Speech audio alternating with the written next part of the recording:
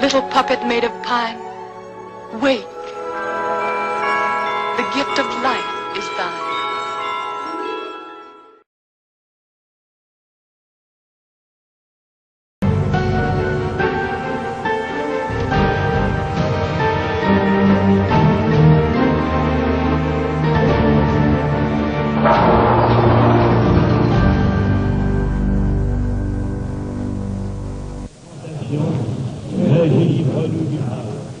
In 1970, a new Europe began to take shape. The French buried Charles de Gaulle, the Frenchman who had said non to British entry. Britain elected a new Prime Minister, Edward Heath, of all politicians the most committed to getting Britain in. Our purpose is not to divide, but to unite. Heath never disguised his own determination to negotiate Britain's entry into the European club, but he knew that the country was deeply divided on the issue. And so he used three words that would come to haunt him and other British leaders for a generation. Entry, he said, could only take place with the full-hearted consent of the British people. No British government could possibly take this country into the common market against the wish of the British people. In the game of politics, phrases like that mean different things to different people. The moves that followed led to bitterness, intrigue, and charges of downright deception.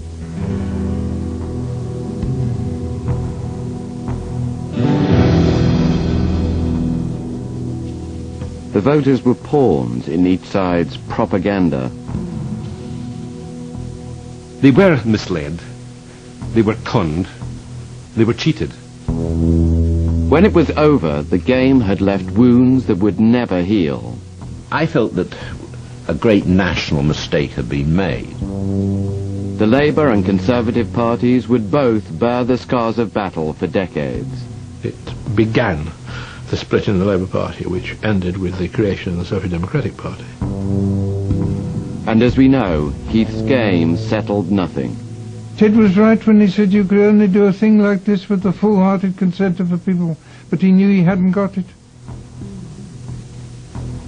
And this is coming home to roost upon his successors.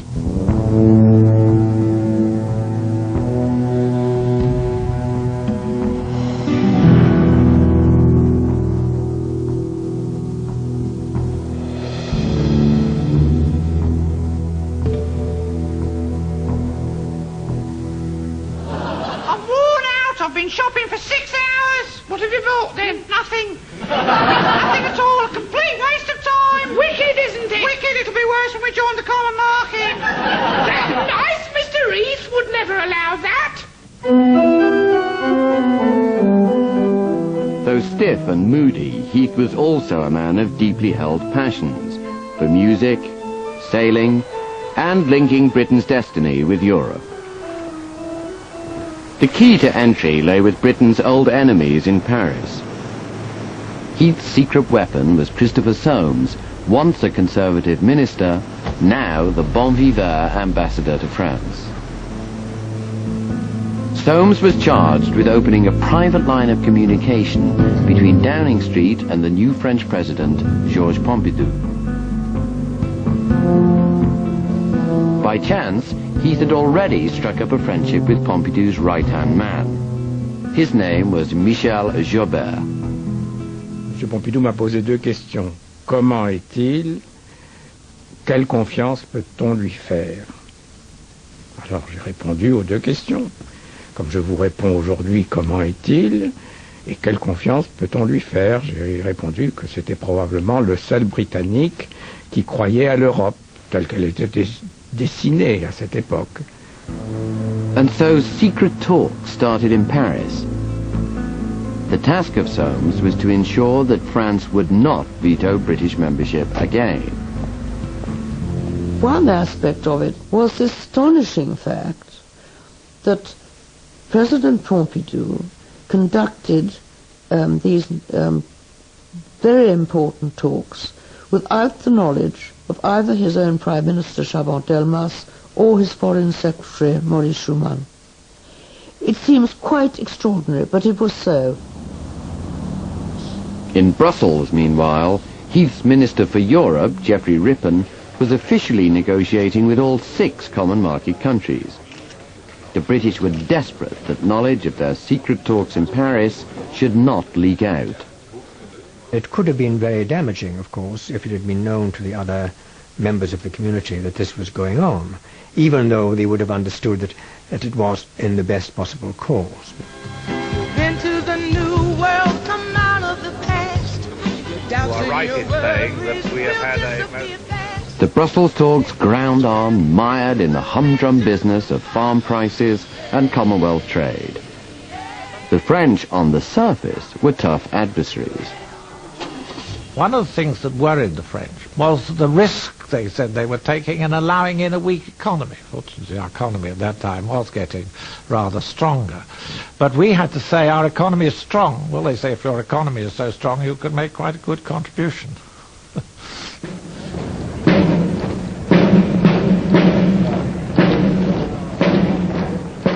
In May 1971, the 2 strands came together. Heath needed to short-circuit the Brussels talks. He could only do so by getting the French on side. It was time to go as a supplicant to the court of Pompidou, a meeting that had taken SOAMES 6 months to arrange. I knew that to settle all of this, it had to be the French president who did it, and the only person who could with the French president was myself as Prime Minister.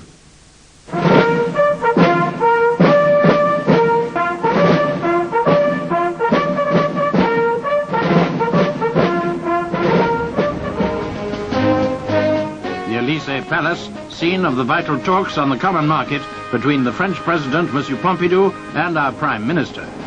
The talks are regarded as the final make-or-break attempt to get Britain into the European Economic Community. The Paris meeting could not be allowed to fail. Before his arrival, Heath immersed himself in preparation.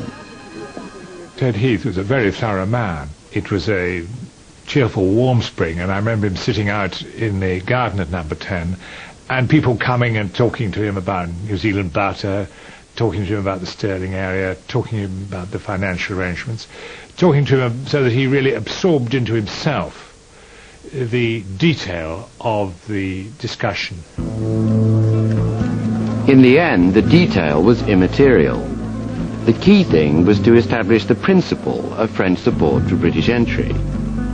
Over many hours of talks and banquets, President and Prime Minister began to find a common understanding.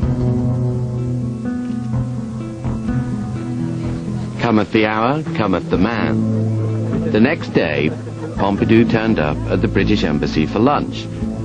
It was a virtually unprecedented gesture, but Soames knew that the way to a Frenchman's heart was through his stomach. C'est important, c'est vrai qu'il y a la diplomatie de la gastronomie. Les plus lamentables étant les Américains à cet égard. Absolument, pour un Français,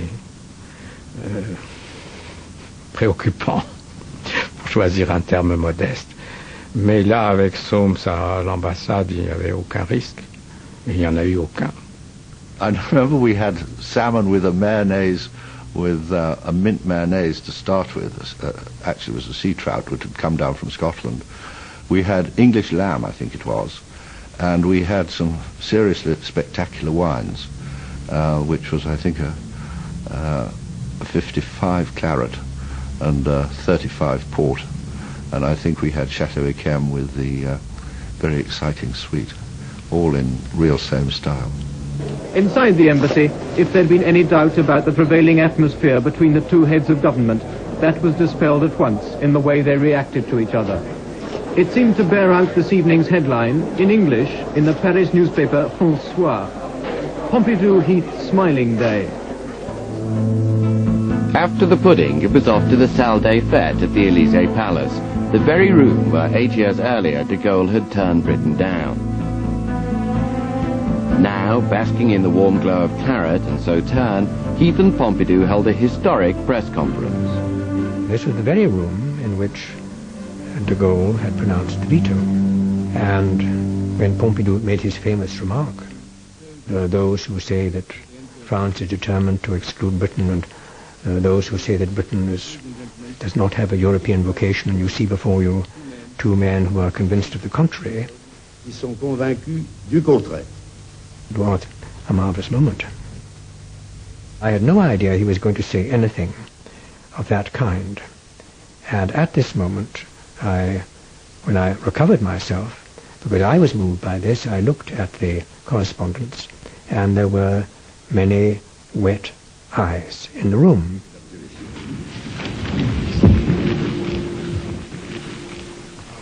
For Heath, this was a moment of unalloyed triumph.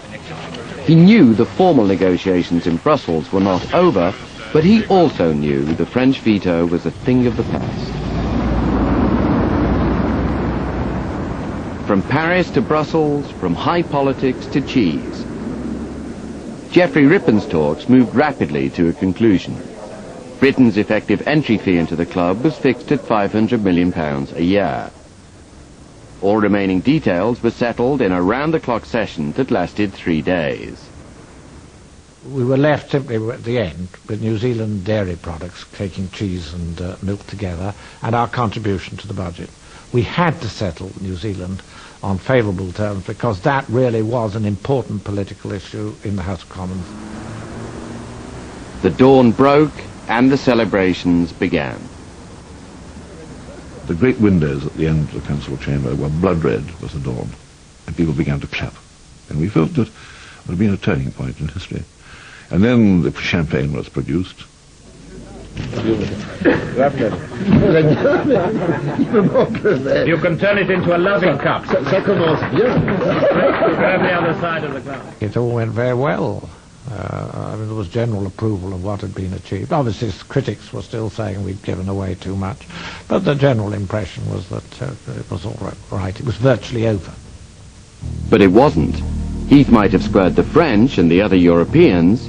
He now had to win over the members of the British Parliament. Claret wouldn't be enough this time. What Heath needed was skill in the black arts of the Palace of Westminster.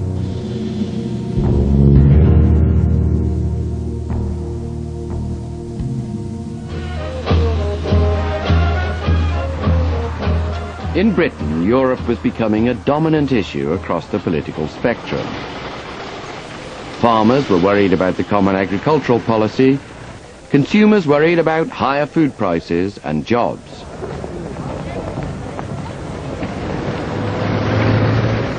And it wasn't just economics. Britain started to hear a word that had hardly been mentioned in Brussels and Paris: sovereignty. That piece was placed on the board by Heath's former cabinet colleague, ENOCH Powell. I do not believe that this nation, which has maintained and defended its independence for 1,000 years, will now submit to see it merged or lost. Nor did I become a member of our sovereign parliament in order to consent to that sovereignty being abated or transferred. The Labour Party was coming apart. In 1967, the Labour government had tried to join the community. Now in opposition, the majority of Labour MPs were opposed, though some senior members of the party remained passionately devoted to the European cause. It is an opportunity which offers great benefits for us and great benefits for Europe as a whole. Harold Wilson, Labour's leader, knew that a commitment on Europe either way could break up his party. So he waffled. I'm not going to say we should go in, whatever the terms. I'm not going to say we should stay out. We must wait for the terms. Now the terms were known, and Wilson had to come off the fence. In fact, he was pushed off it by a speech in May 1971 given by his shadow Foreign Secretary, James Callaghan. If we have to prove our Europeanism by accepting that French is the dominant language in the community, then my answer is quite clear. And I will say it in French in order to prevent any misunderstanding. Non, merci beaucoup.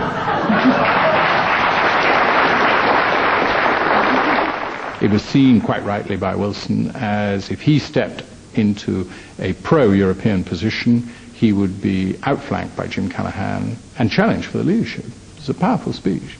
Wilson was always slightly nervous of Callaghan. He saw him as a sort of big and potentially menacing fish lurking in the shadows and the stillness of a rock pool, as it were. The issue now was a parliamentary vote on a white paper which set out the terms of membership.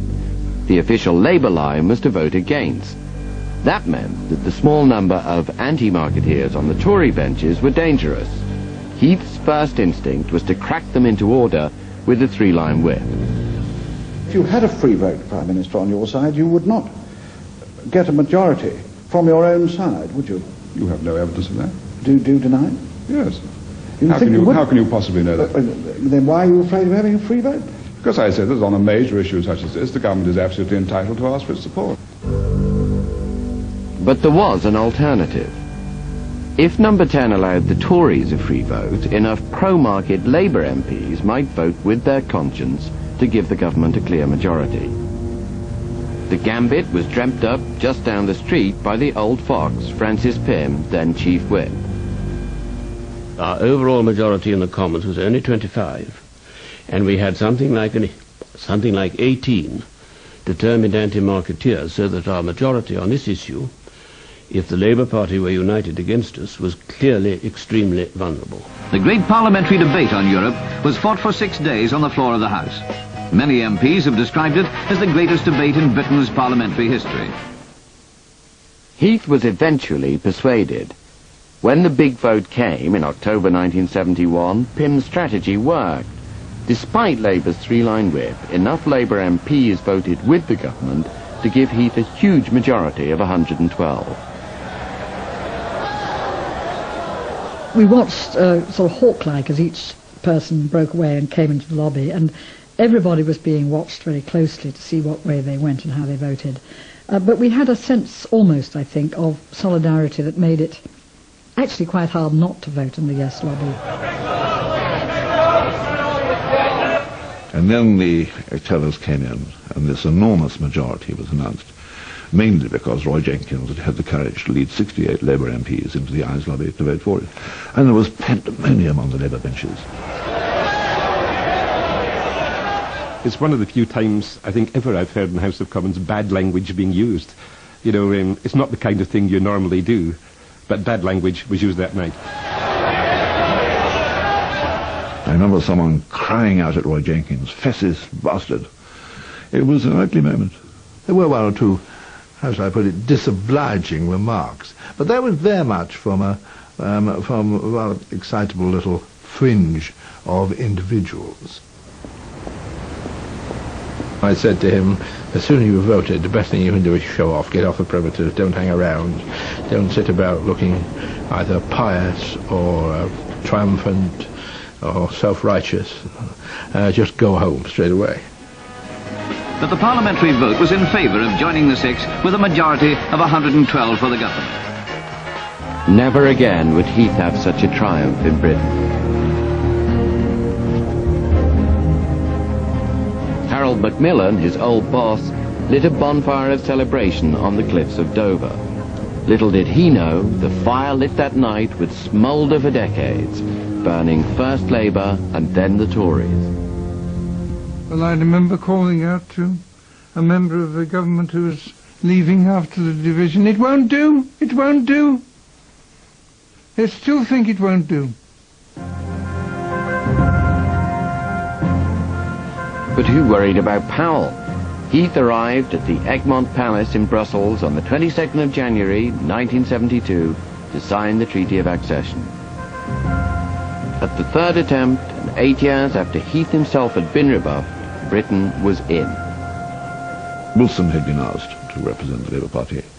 He decided to go to a football match, and that was, he thought, more important. George Brown appeared, and Harold Macmillan appeared. Well, I remember, you know, we marched into the great gathering, or we were on our way to march in, when somebody threw a bottle of ink over Ted Heath. Most unfortunate lot, normal ink, but sort of Indian ink, black and sticky, very accurately, by a German lady. Mr. Heath was thrust into a lift and somebody pressed a button and he disappeared. And it's almost unbelievable, but it took about a quarter of an hour to find him. Anyhow, the problem was to clean up the Prime Minister. The ink had gone over his head as well, and his hair on one side of his face, and it was very difficult to shift.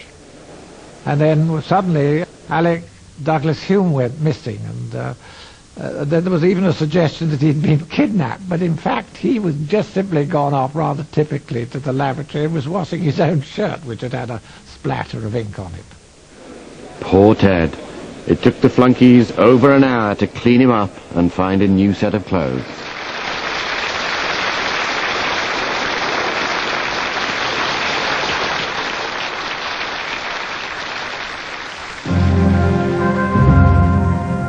The treaty was signed, but the celebrations were premature.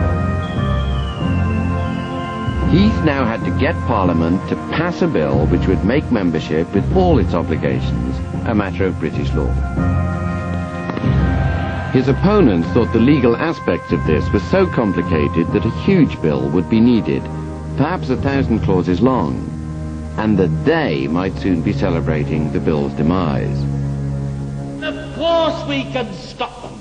The mountain of legislation required for that purpose can be held up in Parliament until we get what British democracy requires, the right to choose.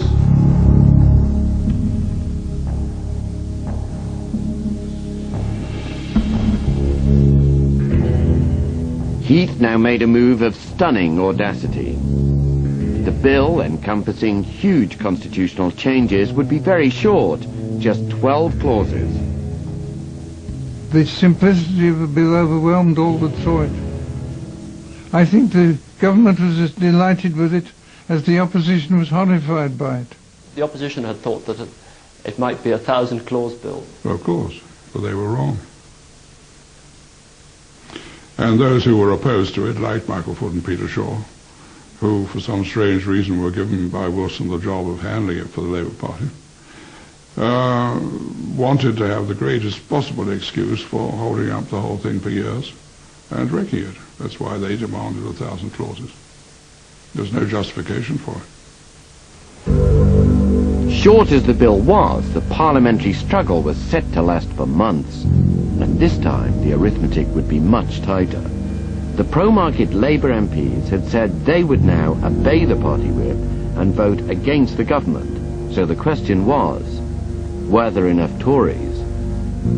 Those who would support the government through thick and thin because they were Europeans in their outlook, we called the robust. And we indicated them on our daily list with a blue sign, a blue tick. On the other extreme would be those who we could never persuade, and they would have some good reasons, some bad reasons for voting against the government, and we gave them the collective title of the shits, and we marked them off with a brown pencil. And then in the middle there was a larger group than the others, which we called the wets. And it was a term, in fact, invented by the then Chief Whip, Francis Pym. Any loss of a vote or any setback in the course of this passage was a blow to the whole standing of the government and the whole position. So the stakes just could not have been higher.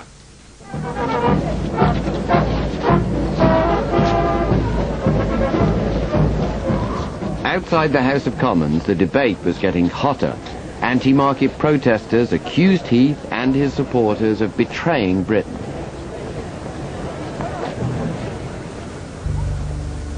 Inside the Commons, Heath and Pym now knew that bullying the Tories into line would not be enough.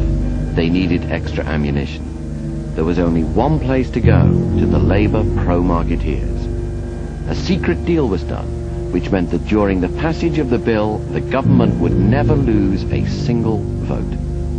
The Labour Party knew, and those pro-Europeans in the Labour Party knew, that I wasn't asking for anything excessive, that I had my back to the wall, and when we needed a bit of help, they provided it, and they knew we were not asking for anything excessive. We always knew, and the whips knew, that if they were wanted, they would come. How did you know that? In the usual way. There was nothing usual about it. A quiet back channel was arranged between the Tories and the pro-market Labour MPs. In hindsight, this was astonishing. Heath's government was by now very unpopular, and those votes could have brought it down.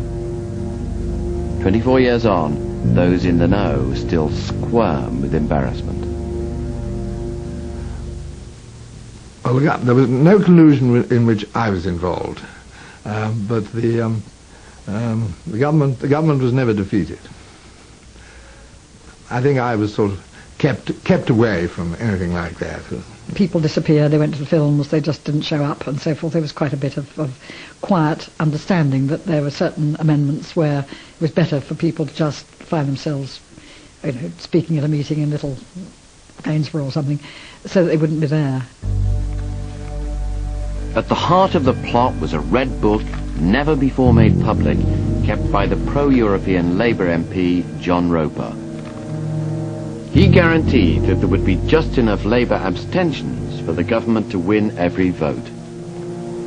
The tactic was to try and ensure that we got the bill through, having a phalanx of 20 to 25 Labour pro-Europeans who were abstaining right through the bill. And in order to do that, we had different groups of people. I was able to keep records throughout the bill, and I knew the people who I could rely on, and I knew others who I could turn to when it was necessary. So we were able to vary the abstentions, and thereby to ensure the bill got through, but cause the minimal disruption to the parliamentary party. It was a secret. It was a secret arrangement. I mean, everybody knew what was happening. How it was happening, nobody quite knew, and that seemed to me very satisfactory. It may not have been pretty, but the bill went through.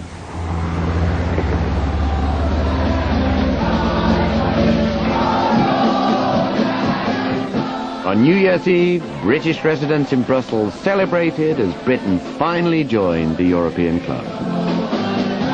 Officially, we became members at midnight local time, but to make doubly sure, they kept things going for another hour until midnight Greenwich time sounded in London. I don't think that people understood. They didn't care. They didn't take any notice of a bill being passed which solemnly renounced the supremacy of Parliament in legislation, in control of finance, and which subordinated the courts of this country to the courts of the European community. It was a coup d'etat by a political class who didn't believe in popular sovereignty. That's what it was. It was a coup d'etat. The power was seized by parliamentarians. They seized power didn't belong to them, and they used it to take away the rights from those they represented. That's how I saw it. On New Year's Day, 1973, a Foreign Office official delivered the signed documents that finally sealed Britain's membership. The letters were accepted by one of the departmental directors general on the 15th floor landing.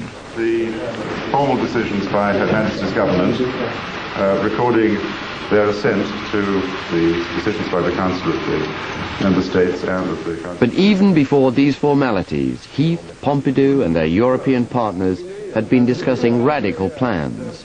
They went far beyond anything in the minds of most MPs. Roy Denman was one of the first to hear what was afoot. I was across at number 10 when the message came in from Pompidou setting the agenda for the meeting. And the centre point of it was a move towards economic and monetary union, which Pompidou suggested we should aim at for 1980. And we saw this. Heath then came in and read the message and made no comment. And then Sir Alec Douglas Hume, the Foreign Secretary, also came in, read it, and he looked across at Ted Heath and said, don't think the House will like this very much, Ted. Is that what Alec Hume said? To which Heath said, but that, Alec, is what it's all about. Well, that's what it was about. And we'd have got it had it not been for the Middle East. But the Yom Kippur War of October 1973 was the least of Heath's problems. His government was collapsing. Petrol was rationed, the miners went on strike, and people were told to brush their teeth in the dark during the three-day week. Heath called a general election for February 1974.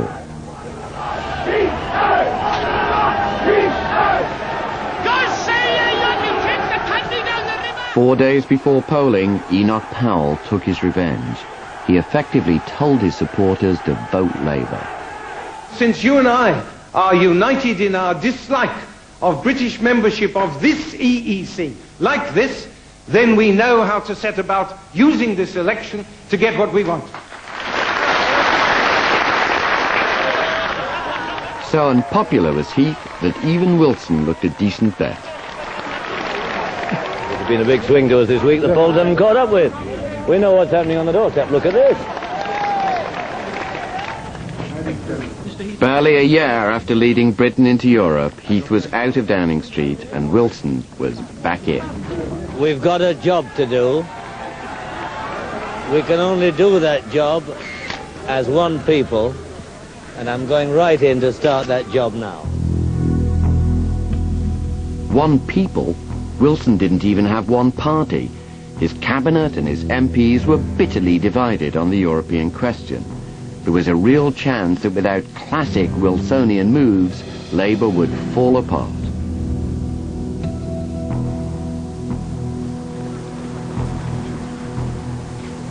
Some years earlier, one such ploy had been proposed by Tony Benn. Other European countries had held referendums on membership. Why not Britain?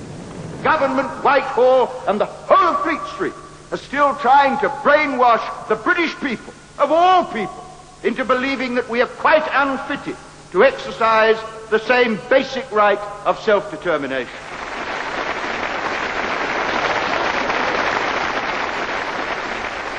I came out with this idea, put it to the shadow cabinet. I was in a minority of one.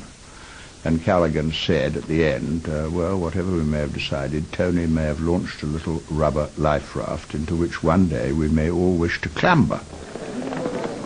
To begin with, Wilson disdained Benn's life raft.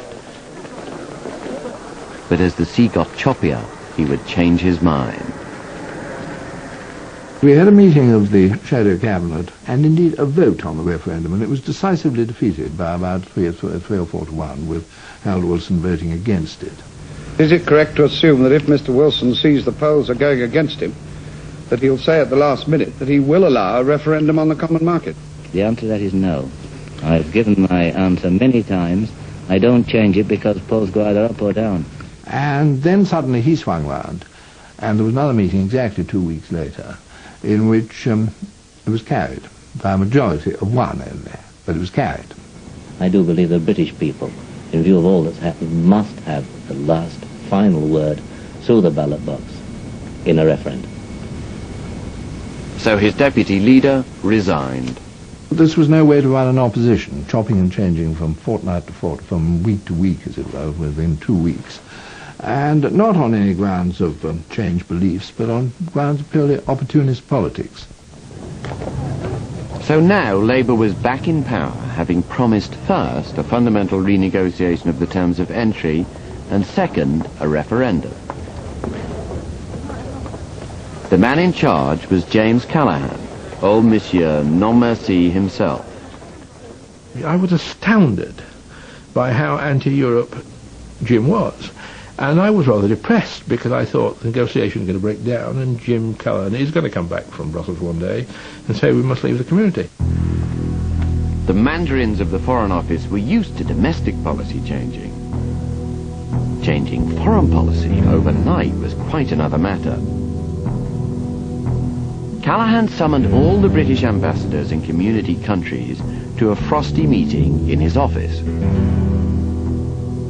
He called all the ambassadors together, came in, opened his blue Foreign Office box, and took out 8 copies of the Labour Party's manifesto, which he handed round to the ambassadors.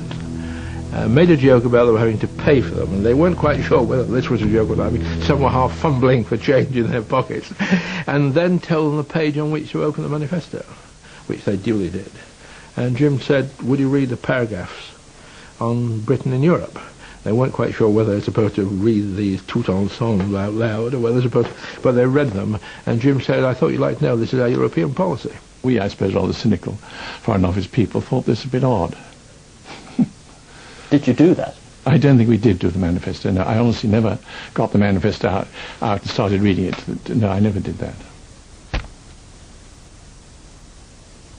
the renegotiation that we were pledged to by our manifestos in 1974, binding the next Labour government, was a fundamental renegotiation. Those are the words deliberately inserted. The manifesto looked as though it had been written to make it impossible for renegotiation to succeed. For example, the manifesto suggested that we should withdraw from the agricultural price negotiations. Had we done that, we would have been on a slippery slope towards leaving the community.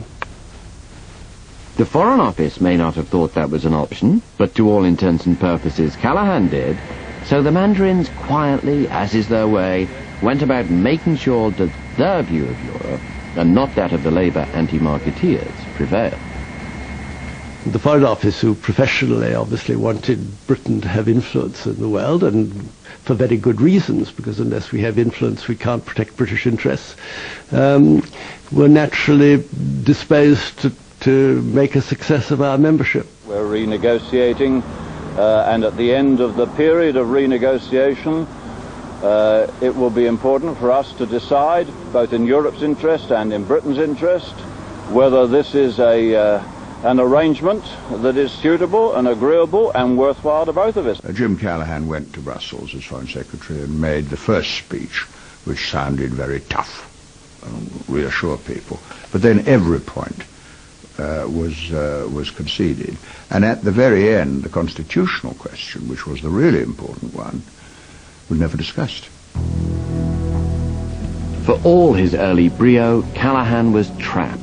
He couldn't truly renegotiate a treaty that had already been signed. Gradually, his position on Europe began to soften. I suspect that he came to the conclusion very early on, either that a fundamental renegotiation was impractical, or that it wasn't worth the fury and the difficulties of disengagement that might follow. I once described it rather cynically as not so much an exercise in renegotiation as an exercise in the European education of Mr. Callaghan. And that, from that point of view, and to some extent Mr. Wilson, but to some extent that worked rather well. Harold Wilson's next move was risky. He invited the German Chancellor Helmut Schmidt, a Social Democrat, to address a special Labour Party conference. Schmidt accepted the invitation. It was unclear to me whether Harold Wilson really wanted to stay inside the community. He always left his options open. And I would not have been surprised if he had taken Britain out again. The danger was that his British comrades would see an aggressively pro-market argument as interfering in domestic politics. Barbara Castle sent Schmidt some advice through the German ambassador. I warned the ambassador that if Helmut, who could be an aggressive man, I knew him quite well, of course, were to take that line, he would face booing and possibly a slow hand clap. People might even walk out on him. And that his only hope was to talk to them as a socialist, fellow socialists. Your comrades on the continent want you to stay, and you, please, will have to weigh this if you talk of solidarity. You have to weigh it. Helmut's speech was absolutely masterly. I could see that my advice had been relayed to him, and he was following it step by step. I noted in my diary that night that probably I hired the anti-marketeer had done more than anybody to help keep Britain in the common market.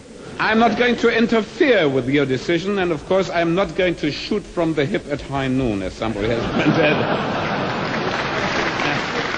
Even the people who were opposed to him, the anti-marketeers, gave him a standing ovation at the end. It didn't change the vote, but in a sense it changed the atmosphere, and I think he looked very good in the country.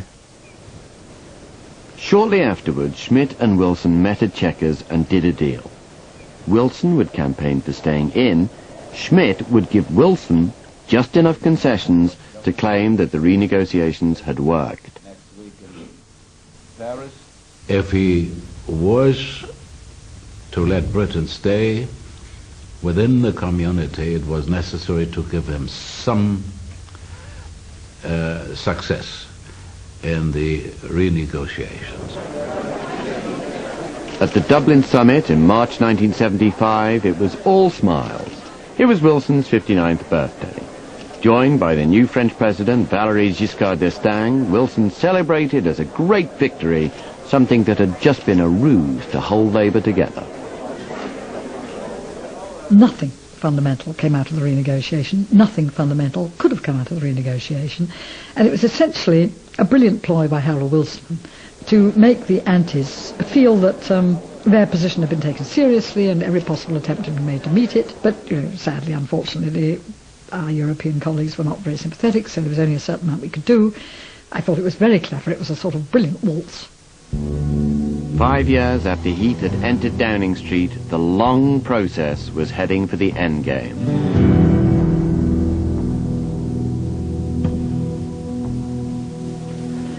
The date of the referendum was now set for the 5th of June, 1975. Public opinion was 2-1 against membership. The anti-Europeans in the Labour Party were riding high. They were cruelly deceived. The pro-European lobby had been waiting for this for a long time and had money to burn.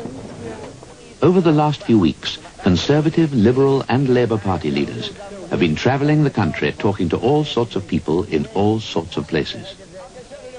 Whatever their differences, on this issue, these politicians are united as never before. If we came out of the community, the effect on investment here would be damaging. We'll get the benefit. The areas of high unemployment, the development areas, the whole of Scotland will benefit. We know there'll be fewer jobs if we come out. It doesn't make any difference whether you're in or outside as to what happens to food prices. They're much the same, in or out. With nearly £1.5 million in their coffers, the pro-Europe lobby could afford a slick campaign. The facts. Good one. Find out the facts. The anti-marketeers had just £133,000 to spend and a bit of help from the trade unions. Starting in the north with Newcastle. Right. And then we were massive. I mean, it was a huge organisation. There were 3 of us. There was me, and there was Bob Harrison, who was donated to us by Jack Jones. And then we had in fact, I think to start with, it was just the 2 of us. It was a no contest from the start. They had the ability and they did wage a very efficient and sophisticated campaign because they had the financing to do it. I was going off to have lunch with some friends. Are you able to tell us about your feelings? No. With imperfect timing, the Tories dropped the pilot. 3 months before the referendum, they dumped Heath for Margaret Thatcher. Thank you very much. And this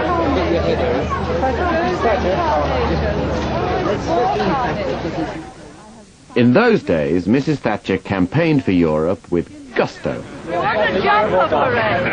Come on, we want a jumper parade.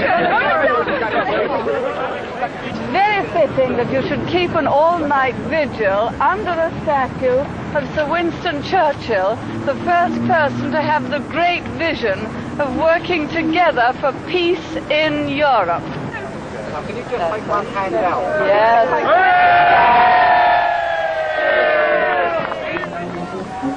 And Heath, for a brief and never-repeated shining moment, swallowed his pride and fought side by side with his nemesis. Is Europe stronger with Britain a member? Yes. The visiting speeches, which will start in a moment, are from Jeremy Thorpe and Edward Heath for the motion. On the eve of the only national referendum in British history came one of those bizarre rituals of British life, the obligatory debate at the Oxford Union. The Union was crammed. And what was quite clear, even before we started the debate, was that the undergraduates were overwhelmingly in favour of staying in. It was the most pro-European meeting of the Oxford Union I've ever attended. Heath got a great cheer. And I had a clash with Jeremy Thorpe. They lured us into the market with the mirage of the market.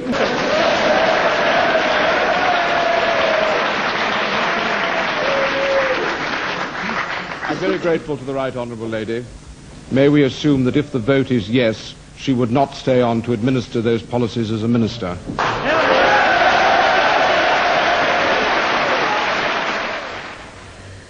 So I had to think on my feet, and I said, if the vote goes yes, my country will need me to save it. And of course there were jeers, and Jeremy Thorpe did a sort of mock halo round his head, and the undergraduates all jeered and the rest of it. But Castle and her crowd had been deserted by some old comrades. Monsieur Non had become Monsieur Oui. First of all, please make sure that you go and vote in the common market referendum on Thursday. And secondly, the government asks you to vote yes, clearly and unmistakably. On Thursday, vote yes. Keep Britain in Europe. One working class woman came up to me and she said, Barbara, I was very impressed by what you said. But you see, Harold's in favour, isn't he? And I suddenly realised then that would carry weight with a lot of Labour voters. After all, they just voted him to government. Why should they vote against him on this? So the whole psychology was against us as well as the money bags. On the 5th of June, the votes came in. They were decisive. By a majority of 2-1, Britain had voted to stay within the community.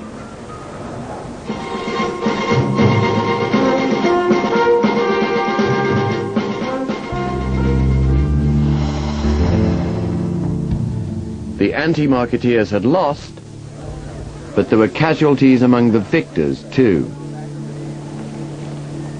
For Wilson, the years of fudge and manoeuvre had taken their toll.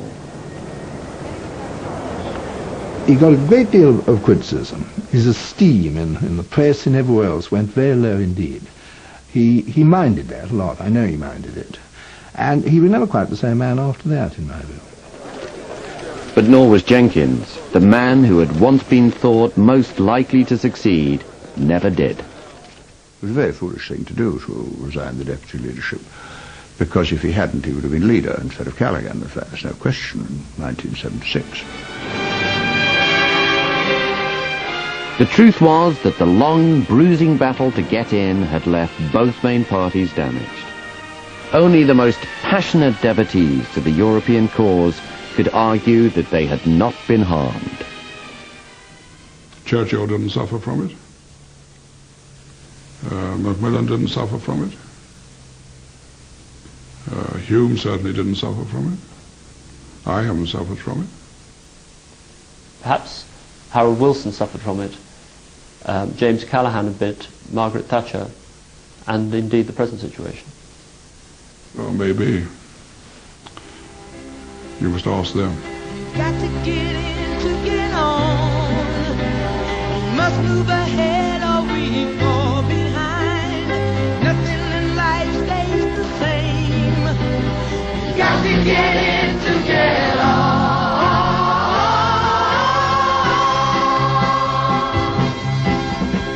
Move into the new world, come out of the past. Your doubts and your worries will disappear fast. Take a big step